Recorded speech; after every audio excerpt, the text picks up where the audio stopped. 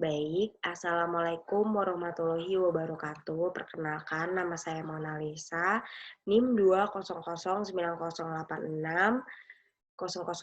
Saya dari Prodi Teknik Geologi Fakultas Teknik Universitas Mula Warman. Di sini saya akan mereview kembali materi biologi yang disampaikan dari pertemuan pertama sampai pertemuan terakhir. Di sini saya akan menjelaskan beberapa hal. Yang pertama yaitu tentang mikroorganisme. Mikroorganisme itu terdiri dari dua kata. Yang pertama mikro berarti kecil dan organisme yang berarti makhluk hidup. Sehingga mikroorganisme merupakan makhluk hidup yang kecil atau juga organisme yang berukuran sangat kecil sehingga untuk mengamatinya diperlukan alat bantuan. Mikroorganisme tersebut juga organisme mikroskopik. Mikroorganisme seringkali bersel tunggal atau uniseluler maupun bersel banyak multiseluler. Namun beberapa protista bersel tunggal masih terlihat oleh mata telanjang dan ada beberapa spesies multisel tidak terlihat mata telanjang. Virus juga termasuk ke dalam mikroorganisme meskipun tidak bersifat seluler. Selanjutnya manusia itu juga memiliki organ gitu kan. Organ yang dimiliki manusia misalnya paru-paru. Kalau pada tumbuhan itu seperti stomata yang sama-sama berfungsi untuk bernafas. Kalau organ itu merupakan kumpulan atau kemampuan psikologis tertentu yang dimiliki tumbuhan atau manusia. Tumbuhan itu juga merupakan makhluk hidup yang memiliki organ. Tumbuhan memiliki kemampuan untuk mengubah bahan makanan organik menjadi anorganik. Dan juga hewan juga termasuk dalam mikroorganisme, dan hewan tidak bisa membentuk makanannya sendiri, tidak sama dengan tumbuhan yang dapat membentuk makanannya sendiri. Namun hewan tidak dapat bisa membentuk makanannya sendiri, hewan lebih mendapatkan makanannya dari luar tubuhnya.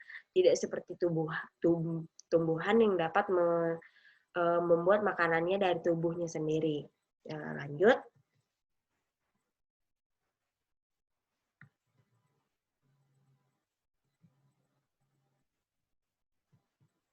Selanjutnya saya akan menjelaskan klasifikasi dan taksonomi kuman.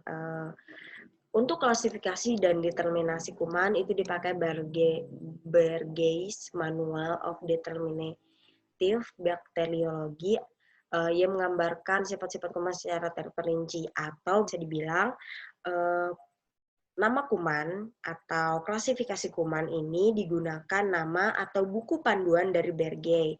Kalau pada mikroorganisme atau tumbuhan itu menggunakan nama lain. Tapi untuk klasifikasi atau taksonomi kuman ini biasanya banyak dipakai, yaitu buku panduan dari Bergey ini. Dan selanjutnya, ini merupakan klasifikasi dari beberapa klasifikasi dari taksonomi ini. Yang pertama yaitu kingdoms, merupakan seluruh organisme atau dalam suatu kelompok terbesar. Selanjutnya yaitu divisio. Divisio merupakan kelas, sekelompok kelas yang berkerabat, jadi dia hampir sama seperti kingdom. Selanjutnya yaitu kelas, kelompok ordo yang serupa. Jadi ini merupakan sama dengan divisio, tapi dia serupa dengan ordo gitu. Selanjutnya ordo merupakan sekelompok famili yang serupa, biasanya berakhiran ales.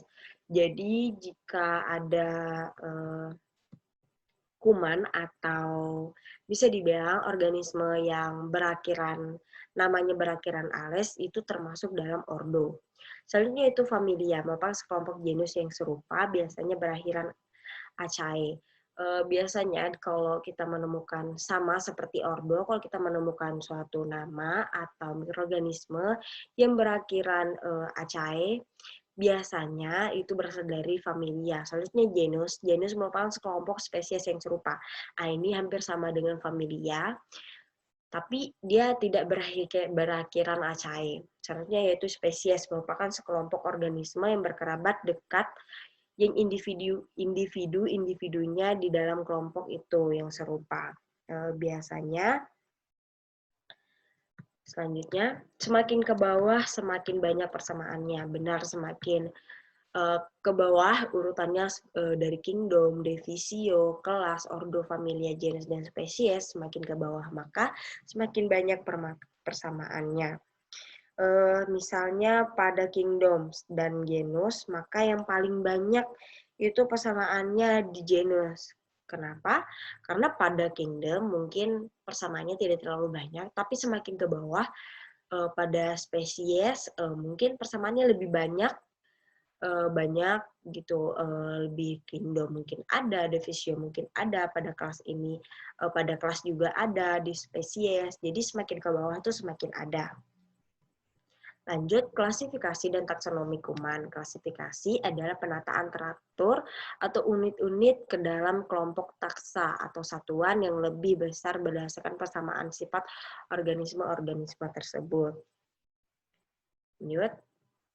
Selanjutnya itu bakteri atau bakteri hijau. Klasifikasikan sebagai tanaman primitif karena mempunyai dinding sel seperti tanaman. Beberapa jenis bakteri atau semua jenis bakteri hijau bersifat fotosintetik.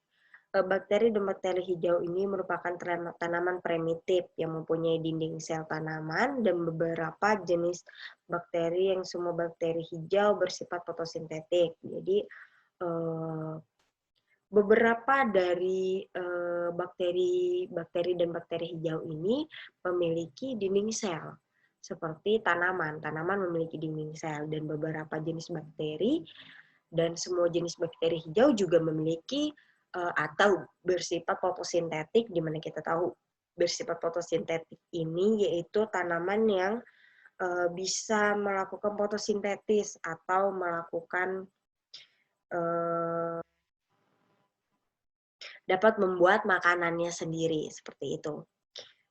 Perbedaan antara hewan dan tumbuhan itu juga memiliki beberapa perbedaan. Yang pertama yaitu tumbuhan dapat melakukan fotosintesis. Ya, misalnya dalam klasifikasi ini beberapa jenis bakteri dan semua jenis bakteri hijau dapat bersifat fotosintetik. Nah, itulah mengapa kenapa tumbuhan dapat melakukan atau dapat melakukan fotosintesis dan dapat melakukan atau membuat makanannya sendiri. Lalu tumbuhan juga merupakan fotosintesis, dapat melakukan fotosintesis karena hanya pada tumbuhan yang dapat melakukan dapat membuat makanannya sendiri. Namun pada hewan tidak dapat membuat makanannya sendiri karena biasanya hewan dapat mendapatkan makanannya itu dari luar tubuhnya. Namun kalau pada tumbuhan biasanya ia mendapat makanannya dari tubuhnya sendiri, seperti itu. Selanjutnya yaitu dalam bergeri, bakteri dan bakteri hijau dimasukkan dalam satu golongan tersendiri, yaitu prokariot.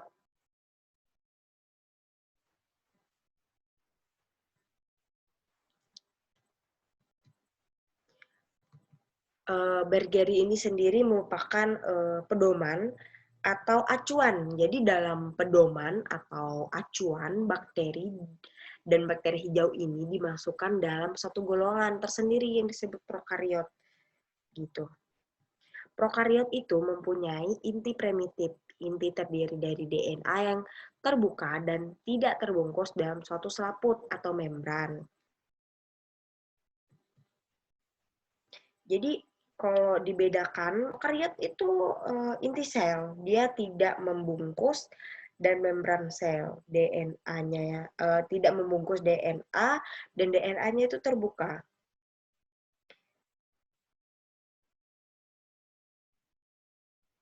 Sehingga saya ulangi, prokariot itu inti sel yang tidak terbungkus, oleh karena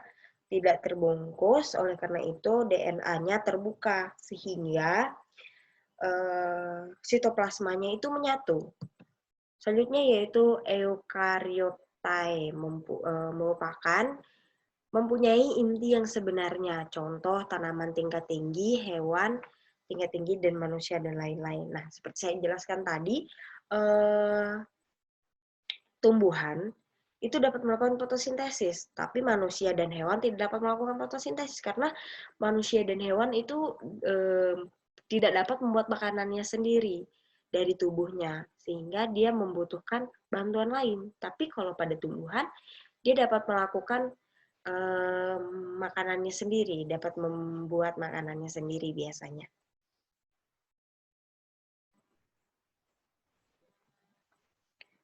Saya lanjutkan kembali.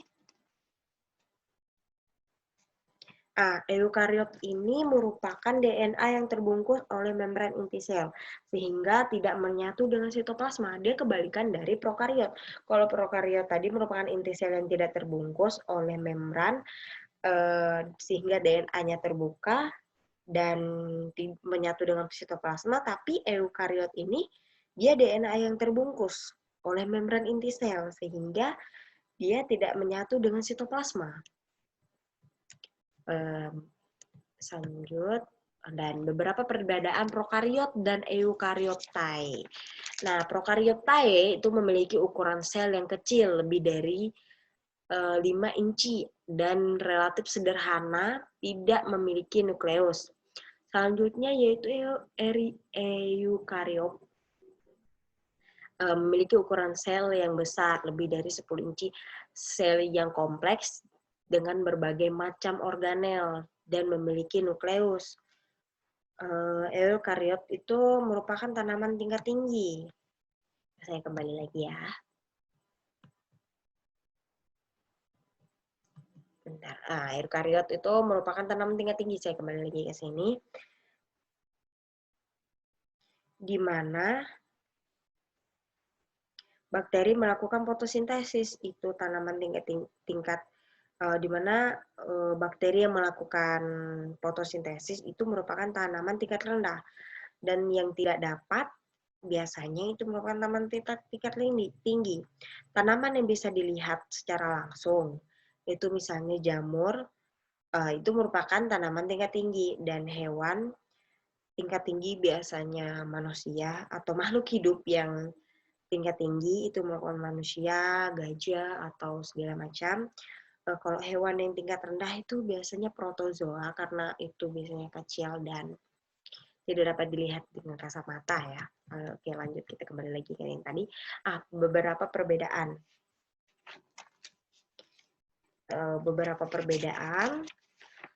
Misalnya pada prokariot itu dia memiliki ukuran yang lebih kecil dan relatif sederhana dan tidak memiliki nukleus. Namun pada eukariot biasanya lebih besar dengan ukurannya 10. Selnya juga kompleks dan berbagai macam organel dan memiliki nukleus. Tidak seperti pada prokariot ya, tadi yang tidak memiliki nukleus itu. Lanjut. Nah, ini contoh sel eukaryotae. Yang ini sel hewan. Tapi kita lihat berbeda dengan sel prokariot tadi ya. Dapat kita lihat, nah ini berbeda dengan ini, lebih kecil, namun pada eukariot itu lebih besar. Sel tumbuhan memiliki struktur sel hewan. Bentar, kembali lagi. Tidak memiliki seperti pada kloroplast dan dinding sel yang kelas. Maaf. Ini prokariot bersel tunggal, uniseluler, dan contoh klarifikasinya sebagai berikut. Pada kingdom itu dapat kita lihat itu prokariot, divisio itu Cibonacteria, divisio 2 itu bakteria, ordo dapat kita lihat semakin ke bawah, semakin sama namanya. Kalau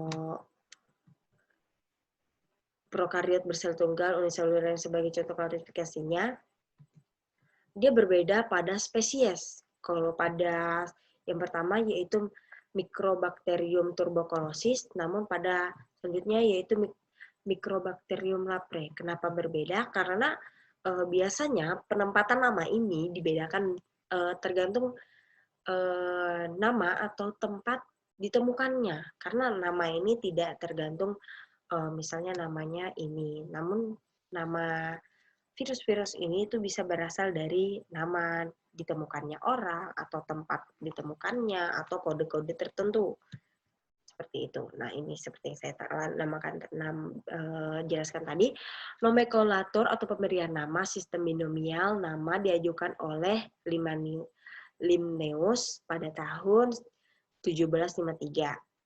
Nama kuman atau nama genus Epithon speticum itu merupakan nama genus yang dimulai dengan huruf besar dan Epithon speculum ditulis dengan huruf kecil.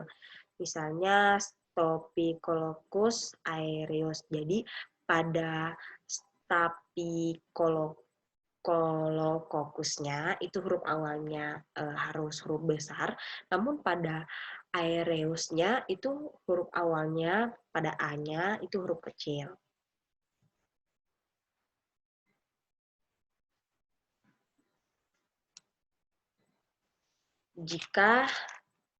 Jika dalam suatu halaman terdapat nama genus yang berulang, maka nama genus kedua dapat disingkat seperti contoh berikut, potongan paragraf berikut. Mycobacterium tuberculosis merupakan penyakit tuberkulosis, sedangkan M. leprae merupakan penyakit lepra. Jika kita menemukan nama yang sama dalam satu paragraf, misalnya Mycobacterium tuberculosis, tapi pada paragraf kedua kita dapat menemukan nama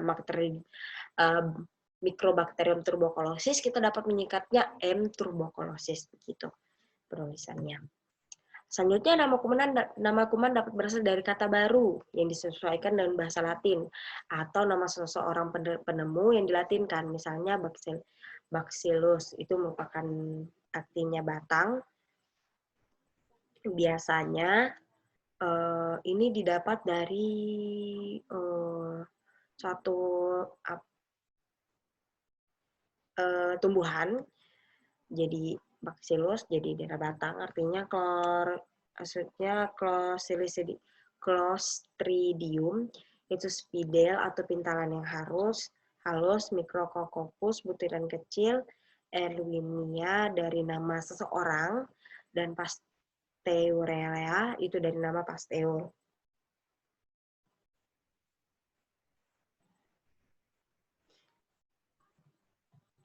Tidak semua nama Latin itu digunakan dalam penamaan bakteri. Ada beberapa berasal dari nama penemu yang dilatinkan. Contohnya seperti Erwina ini. Erwina ini berasal dari nama Erwin. Mengapa tidak Erwin saja? Ya, kembali lagi, tidak semua dari nama Latin, tapi ada beberapa yang dilatinkan. Jadi berasal dari nama Erwin dan dilatinkan menjadi Erwina, seperti itu. Selanjutnya itu ada Salmonella, berasal dari salmon. Salmonella porarum itu ditemukan pada ayam sehingga dia Salmonella. Dari salmon dan polarum itu ayam, dan S. typhi merupakan penyebab tripoid. Jadi Salmonella typhi ketika dia berbeda penyakitnya atau ditemukan pada tempat yang berbeda, jadi namanya juga bisa berubah seperti itu. Selanjutnya Bruxella, yaitu merupakan dari nama Bruce yang dilatinkan menjadi Brucella. Selanjutnya Clostridium welchi merupakan dari nama Welch. Nah, ini dilatinkan lagi menjadi Clostridium welchi. Begitu.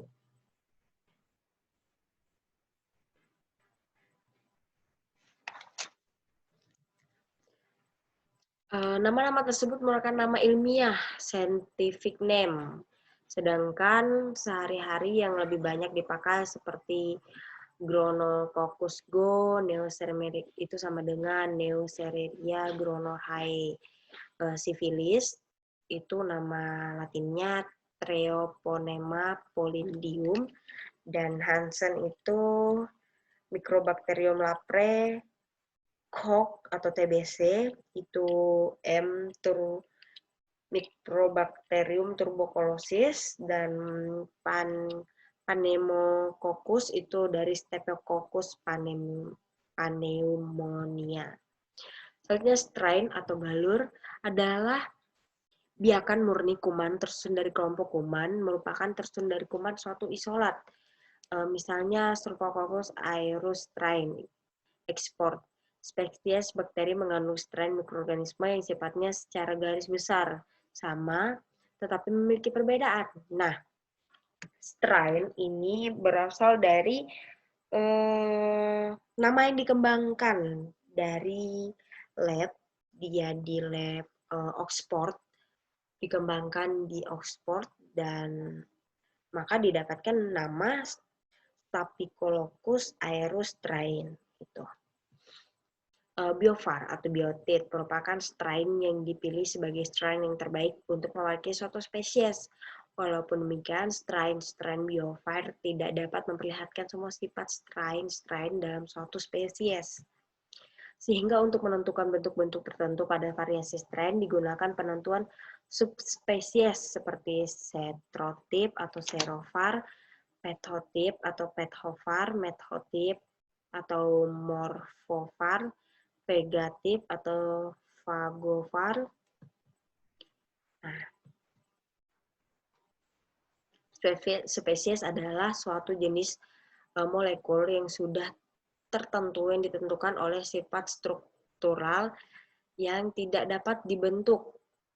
Besar cara pergerakannya terhadap perwarnaan, gram, serta pertumbuhan mikroskopik, sifat-sifat koloni, sifat-sifat biokimia, kebutuhan akan nutrisi produk, akhir metabolisme, suasana biokimia, komponen sel, dan metabolisme. Sifat-sifat fisiologisnya terhadap oksigen, pH, dan respon terhadap zat antibakteri, sifat ekologi, dan komponisi bakteri, dan sifat kinetika. Oke, sekian review materi biologi dari saya. Terima kasih. Sekian dan terima kasih.